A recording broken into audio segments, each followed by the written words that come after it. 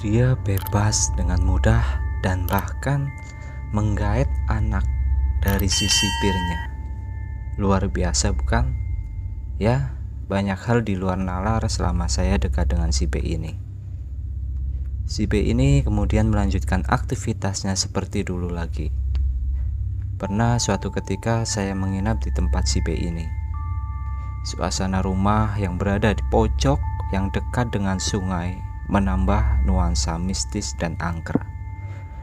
Jam pada waktu itu menunjukkan pukul 11 malam. Waktu itu saya belum bisa tidur dan saya masih menikmati secangkir kopi di balkon atas rumah si B. Tiba-tiba datang angin yang cukup kencang, namun anehnya angin itu hanya ada di sekitaran rumah si B ini. Selang beberapa menit saya melihat seperti kereta kencana datang dari langit, tapi tidak begitu jelas ya. Perlahan mendekati pintu masuk rumah si B. Dari balkon atas saya amati siapa dia. Loh, bukannya ini wanita yang pernah saya lihat dulu di petilasan dekat pesisir pantai itu? Siapa sebenarnya dia? Dalam hati saya terheran-heran. Menaiki kereta kencana yang dikawal beberapa ajudan pria dan wanita.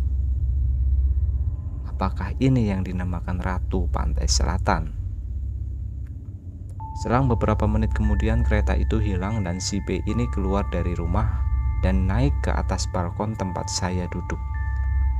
Dia meminta saya untuk membuatkan kopi untuknya.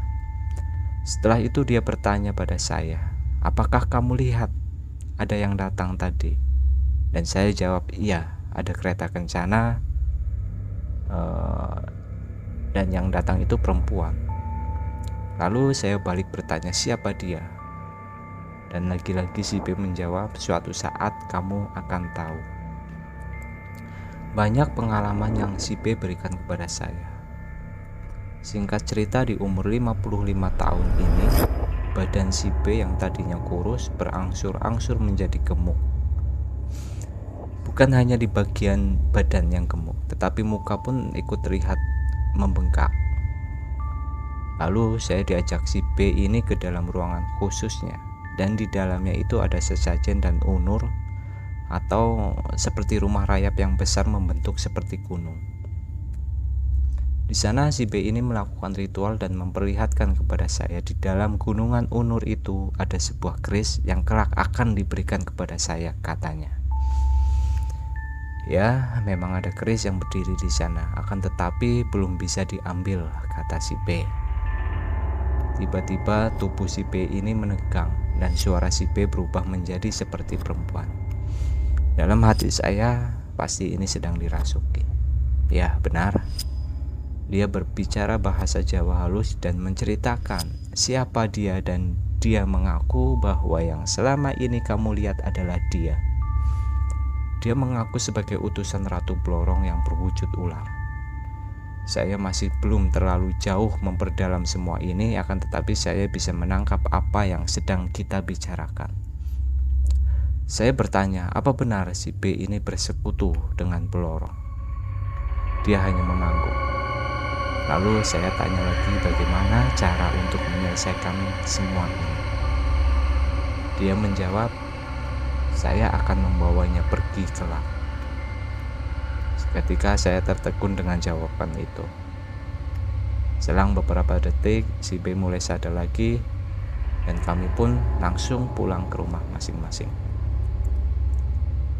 Beberapa bulan kemudian, si B bertemu lagi dengan saya. Si B ini menaiki mobil dan menunjukkan bergepok-gepok uang dalam jok belakang mobilnya kepada saya.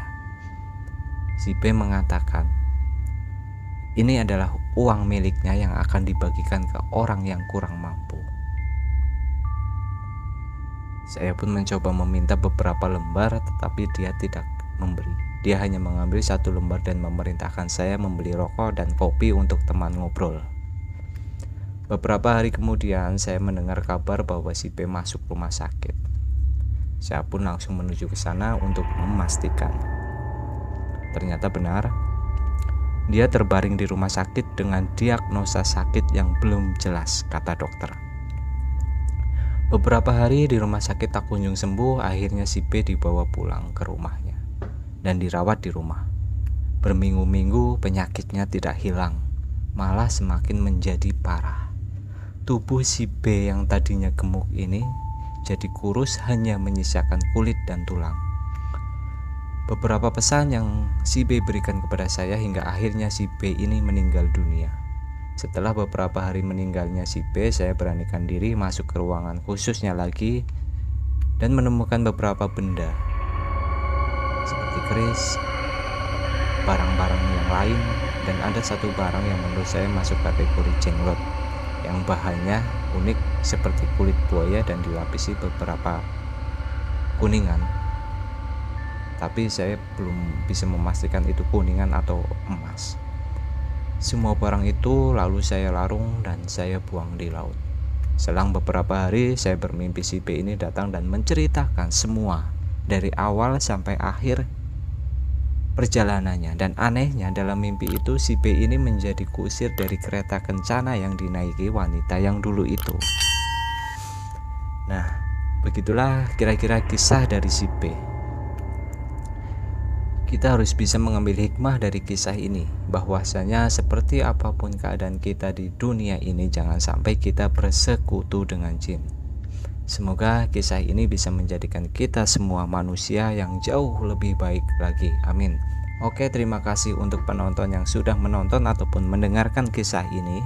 Jangan lupa terus dukung channel ini dengan cara subscribe, like, share, dan tekan loncengnya agar selalu mendapatkan kisah atau tontonan yang menarik dari kami. Wassalamualaikum, salam rahayu.